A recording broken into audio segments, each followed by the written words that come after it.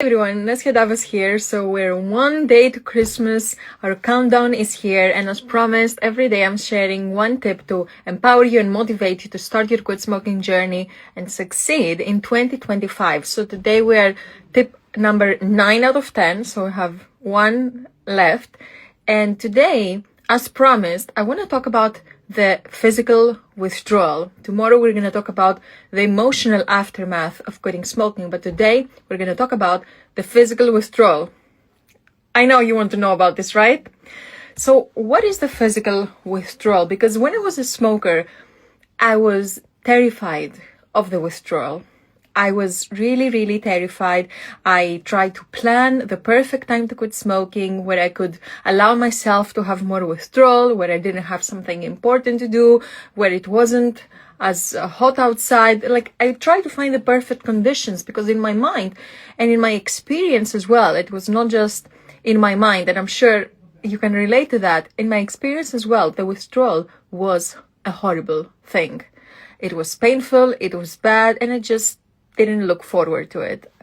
However, as I later realized, withdrawal is not what we think it is, and we have more power over our withdrawal experience than we may think. So let's start from the beginning. What is the nicotine withdrawal? So we think withdrawal is our punishment for giving up our friend and our crutch, but it's not. Withdrawal is not the bad aftermath of quitting smoking.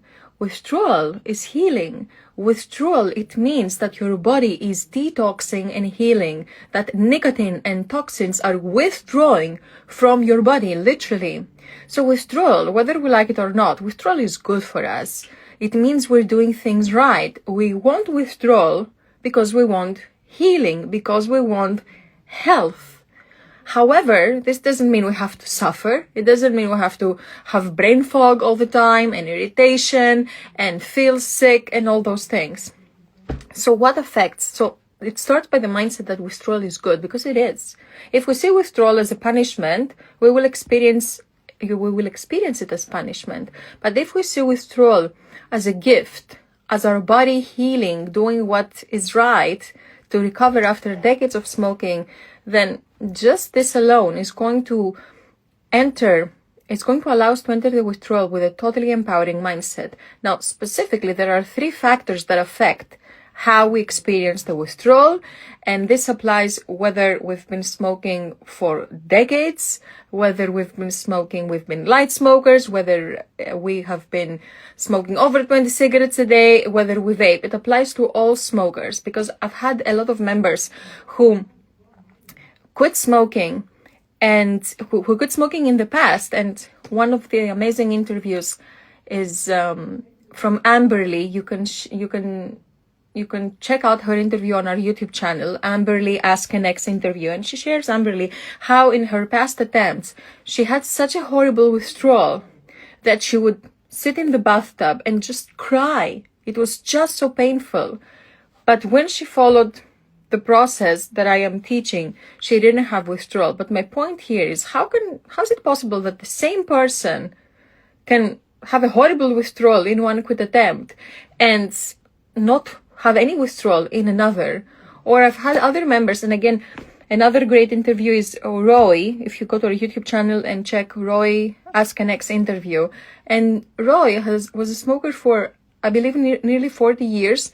And when I asked him if he had withdrawal, he said, no. So how can someone not have withdrawal? In reality, people had withdrawal. Their body healed. They experienced detox, but they had what the CBQ method calls a silent withdrawal. Silent withdrawal is when your body detoxes and heals in the background without disrupting your life and making you suffer.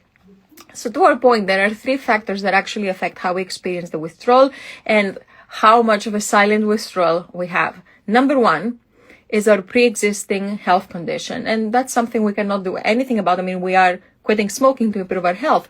But, for example, if, let's say, your lungs have had damage from years of smoking, you may experience the withdrawal symptoms about your lungs a bit harder, a bit stronger. For example, you may experience coughing more, or you may experience that phlegm coming out more. So if your lungs are already not in the best condition, then while you're detoxing nicotine and toxins, your lungs may experience those withdrawal symptoms a bit stronger. That means that more healing is needed, and it's a good thing. It's not a bad thing. So pre-existing health, number one. Number two is nutrition.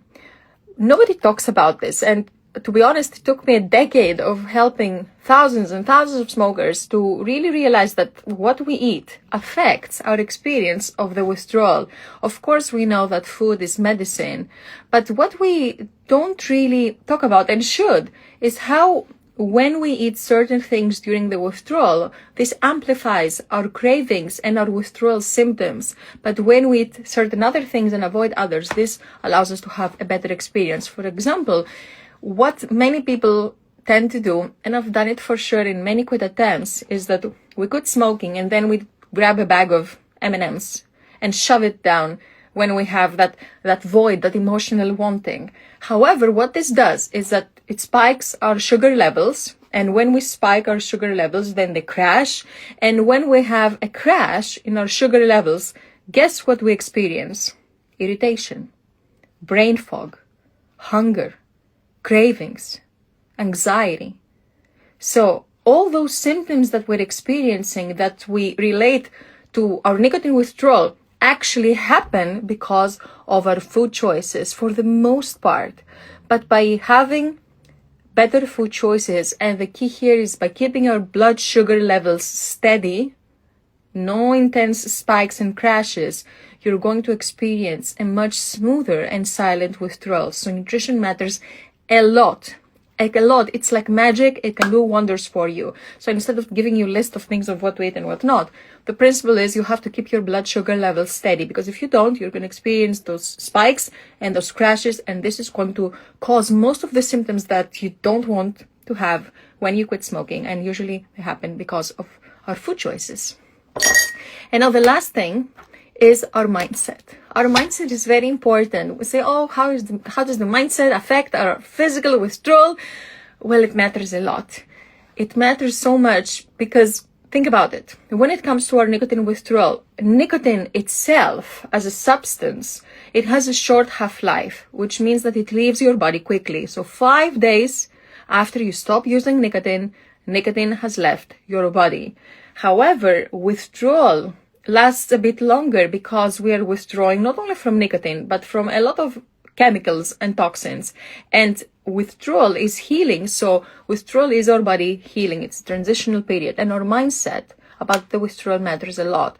We know that our thoughts affect our emotions, and our emotions affect our behaviors. Our thoughts are so powerful that they not only affect our behaviors, they totally shape our reality, and they can even affect our body. Let's do a quick thought experiment together. Now imagine, and I also share this in my TED Talk, imagine you are in a classroom as if when you are at school, and there is a chalkboard there, like a dark green chalkboard, and you take your fingernails and you scratch down the chalkboard. Did you get the chills? I did.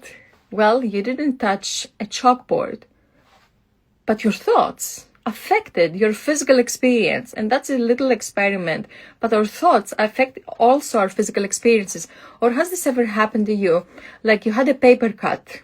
You were doing something and you had a paper cut, and you started feeling the pain only after you noticed that you had a paper cut. Why? Because your mind started interpreting that experience and made you remember to feel the pain.